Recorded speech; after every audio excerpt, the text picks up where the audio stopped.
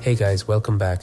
So to even begin talking about Max Payne 3, you first gotta understand the psychological state of our boy Max. Cause this isn't the articulate, slightly poetic detective from the early 2000s who would monologue about mythology and cold winter nights. That guy is pretty much long gone. So the Max we get in this game is fundamentally and irredeemably broken, cause the events of the first two games stripped him of everything that ever mattered. His wife Michelle and his baby daughter Rose are dead. His complicated lover, the assassin Mona Sachs, is dead, and his career as a detective is a distant memory. So what does a guy like that do? Well, he just drinks, you know. He pops painkillers like they're breath mints. So Max is basically waiting to die, numbing the grief until his liver finally gives out or someone puts a bullet in his head, but that is until an old acquaintance, Raul Pasos, offers him a way out. So he recruits Max for this private security gig down in South America, where he's gonna be a paid muscle for the obscenely wealthy Branco family in Sao Paulo. Now, the Branco family dynamic is a powder keg of extreme wealth, entitlement, and moral bankruptcy. So first you have Rodrigo Branco, who actually pays Max's salary. Then you have Rodrigo's trophy wife, Fabiana, who's kidnapped almost immediately cause, let's face it, that's how these stories work. Anyways, then there are Rodrigo's two brothers, Victor Branco, a sleazy local politician, and Marcelo Branco, an utterly useless socialite playboy who spends his time in VIP clubs. Okay, so Max and Pasos are hired to keep these people breathing. Spoiler alert, they do a really shitty job of it. So anyways, what starts as a simple protection gig very quickly spirals into a massive conspiracy. The story is a relentless, exhausting downward spiral. Cause every single attempt Max makes to fix a situation only results in more collateral damage. Seriously, every level ends in some sort of devastating loss. Okay, so this all actually kicks off when Fabiana is kidnapped from a nightclub by a local street gang called the Comando Sombra, led by a guy named Serrano. And later, Max and Pasos are instructed to drop off $3 million in ransom money at a local football stadium. But right as they're making the exchange, the deal is hijacked by a heavily armed paramilitary. And from this moment on, the plot becomes an absolute clusterfuck of double crosses, corruption, and violence.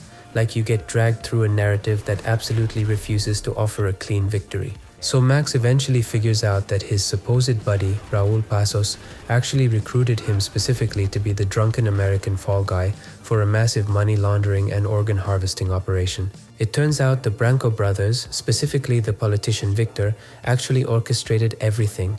Victor worked with Cracha Preto, the paramilitary, and the corrupt commander of the police unit, Armando Becker, to secure illegal campaign funding and assassinate Rodrigo so he could inherit his immense wealth. So basically, Max wasn't hired to protect anyone.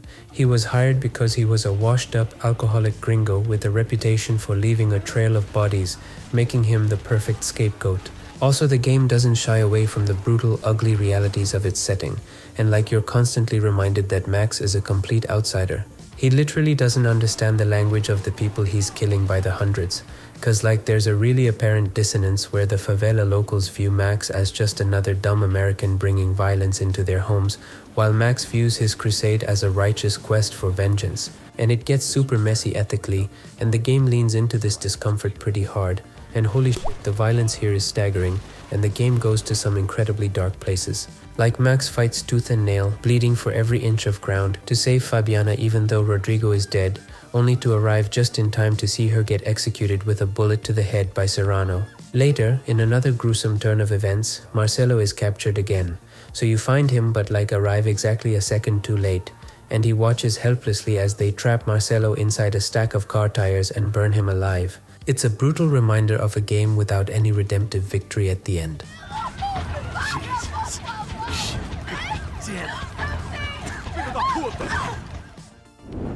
Okay, so Rockstar completely abandoned the graphic novel comic panels of the Remedy era, and instead they opted for a highly stylized cinematic presentation that kinda captures this feeling of a never-ending hangover. And this aesthetic choice was, and still kinda is, highly polarizing. Anyways, underneath these aggressive visual filters lies an advanced iteration of the Rockstar Advanced Game Engine or Rage, paired with an advanced physics engine. And I'm not even exaggerating when I say that this game looks and reacts in a way that some modern titles even today sort of struggle to replicate. There are no pre-rendered death animations here. Every single bullet impact is calculated in real time, So if you shoot a guy in the knee while he's running downstairs, his leg gives out and he realistically falls down the steps. And the best part is that Max himself isn't immune to these physics. He's an older, heavier guy, and the game makes you feel every agonizing pound of his weight. And this commitment to realism actually grounds the over-the-top gunplay in a very gritty, painful reality. Okay, so another pretty cool detail here is how the game handles the weapon inventory and animations. Like in almost every other game from the 360 era and even today, you have these magical pockets where assault rifles and rocket launchers would simply disappear when not in use, but not here. So like you can only carry 2 single-handed sidearms and 1 two-handed weapon. Like if you have a rifle equipped and you switch to a pistol, you hold the assault rifle in your other hand or tuck it under your armpit while you shoot the pistol. And if you choose to dual-wield pistols, you just drop the rifle or any two-handed weapon entirely. Furthermore, the transition between cutscenes and gameplay is very seamless, like completely seamless. So like Max walks into a cutscene holding exactly the same weapons you had equipped, carrying the exact same bloodstains and bullet holes he had during the gameplay segment. And like if your gun was empty right before the cutscene triggered, the gun will be visibly empty in the cinematic. It's an obsessive level of detail that elevates the entire visual experience and makes the world feel incredibly grounded.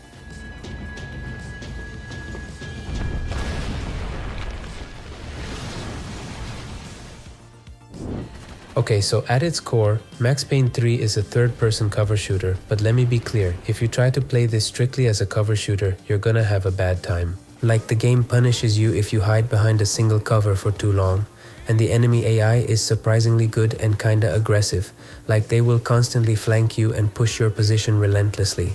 But the cover system itself actually feels a bit clunky at times, and I'm almost positive Rockstar did that on purpose so you play a bit more aggressively. Anyways, the game's bread and butter, the bullet time mechanic, returns, and it's refined even further, and it's tied to an adrenaline meter that builds up by killing enemies and taking damage, so you gotta constantly engage in combat to earn the right to slow things down. And like the actual gunplay is widely considered some of the best in the third-person shooter genre, the guns actually feel dangerous, the recoil is heavy, the sound design is deafening, and the impact on enemy bodies is just so visceral. Like every time you clear a room and kill the last enemy, the game triggers this interactive death cam, which looks pretty cool. However, I feel like the sheer precision of the aiming mechanics kinda introduces a weird but a very minor flaw when it comes to weapon variety. Cause like every weapon, whether it's the starting pistol or a full auto assault rifle, possesses this near perfect first shot accuracy, and cause the enemies later in the game wear body armor, the game rapidly devolves into a relentless quest for headshots.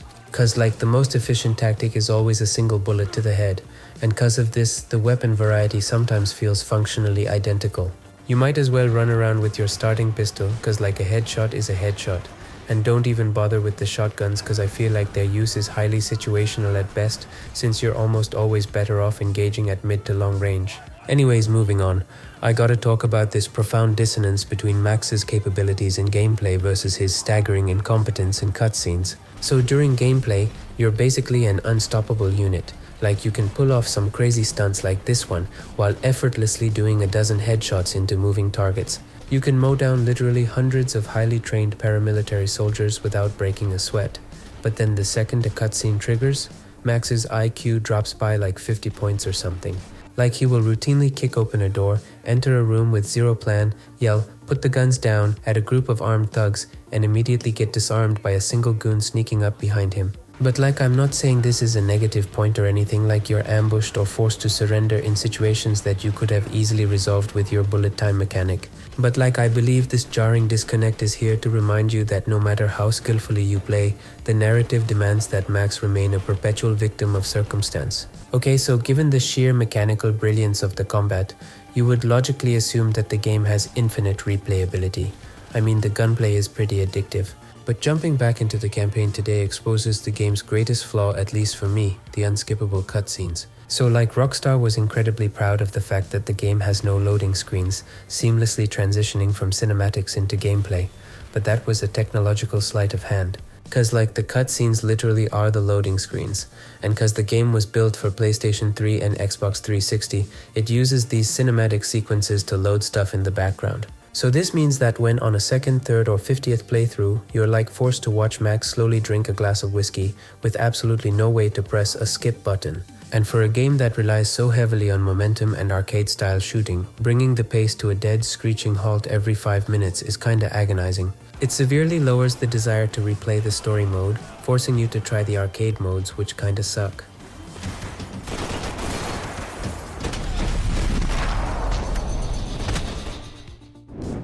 Okay, look, I get why it was so divisive. It stripped away that surreal noir atmosphere of the OG games and replaced it with a profoundly cynical and an exceptionally violent Hollywood action thriller. The story is depressing and just okay. The lack of weapon variety due to the headshot meta is a bummer, and those unskippable cutscenes are a genuine test of patience. Yet, when the guns are drawn, every single one of those complaints just kinda fades away.